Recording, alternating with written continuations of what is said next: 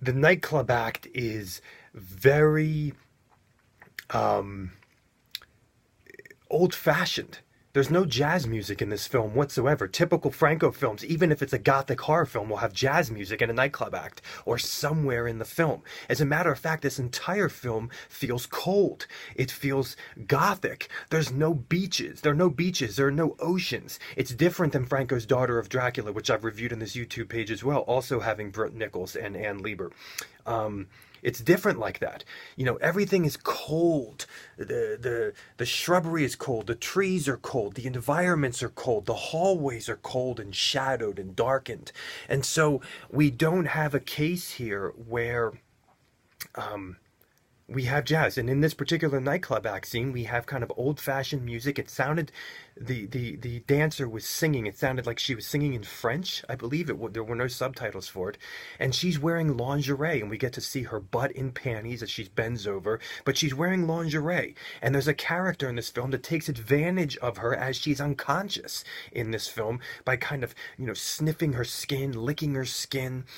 So this is a film that definitely has sleaziness and sexuality to it, without nudity, for a Franco film.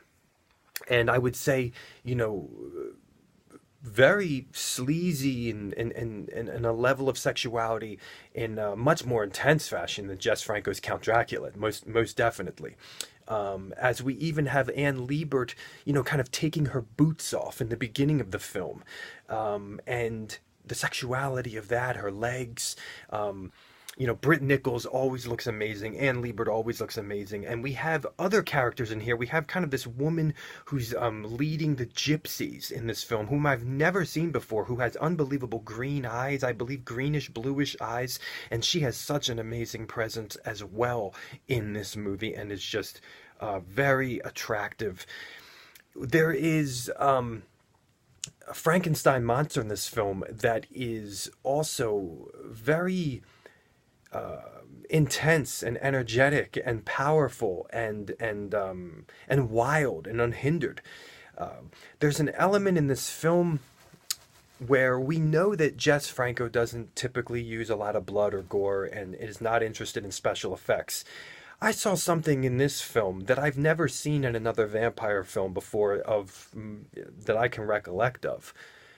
The vampires in this film, upon feeding on their victims, blood comes forth from their eyeballs. I could actually see in Howard Vernon's eye sockets there was blood inside of his eyeball, actually. Never quite seen that before, and that was very, very haunting and horrific and dark. There's a lot of focus on people's eyeballs in this film. And there's one particular scene where it's eyeball to eyeball. One person's view to another person's view from eyeball to eyeball. There are some very interesting things going on here with the vampires' caskets and coffins, in the ways that they lay in them and come forth from them. Watch the way Howard Vernon moves. Watch the way Britt Nichols moves. Watch the fog, and watch the foggy castle on the mountain cliff. Yes, unbelievable stuff here. And there is a fight sequence at the end of this film with all, you know, with the monsters, with the vampires, and with the Frankenstein's monster and Wolfman, that is actually quite well done, and looks like there was some stunt work in it. I mean, if there weren't, people looked like they were getting hurt. And there's even a twist in the storyline of this film involving the vampires, and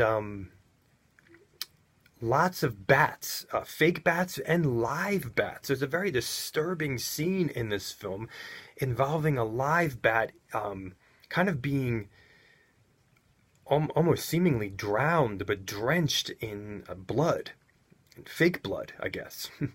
And that was a really disturbing scene, just in kind of watching the live bat in that. this is an experience. When you push play on this film, it is an experience. It is an experience that starts and never stops, never quits. And it's not a film that all of a sudden takes a break from the horror. The horror is always there. It is truly a horrific ride. And I mean, we have the local townsfolk, and we have some of their the local, gypsies hymns being sung. The film ends with organ music, gothic organ music. There are skeletons, and in the way that it's filmed, in the way that it's done, it's powerful. This is a very surreal feeling film, especially with the very, very limited dialogue, especially like the first half of the film. There's like no dialogue at all. So it has a very surreal, horrific quality to it. And it is completely focused on the horror. I will say that right off the bat. It is completely focused on the horror. Look at Britt Nichols here at the top. Just awesome, awesome stuff. And this is a film that needs to be talked about more. This is not only a film in general, but a Jess Franco film that needs to be talked about more. Here it is, folks. This is really something. I mean, check out the shots of the moonlight in this film. He does a lot of things with zooms and reverse zooms. He also does a lot of things with focus. It seems like Franco's camera is unhindered and a bit wild in this movie, but then also with the editing, and there's other times when you're like, wow, he's elegantly and purposefully doing some of these shots, and it is quite magical, and just the cinematography, you're just like, it's perfect. It's perfect. There's a great scene. So you're getting both. You're getting unhindered, and you're getting this almost controlled, majesty. There's this amazing scene with Britt Nichols on kind of coming forth from one hallway of this amazing Gothic castle. How does Franco get these places? And kind of you see the other hallway next to her, and just perfectly shadowed, lit.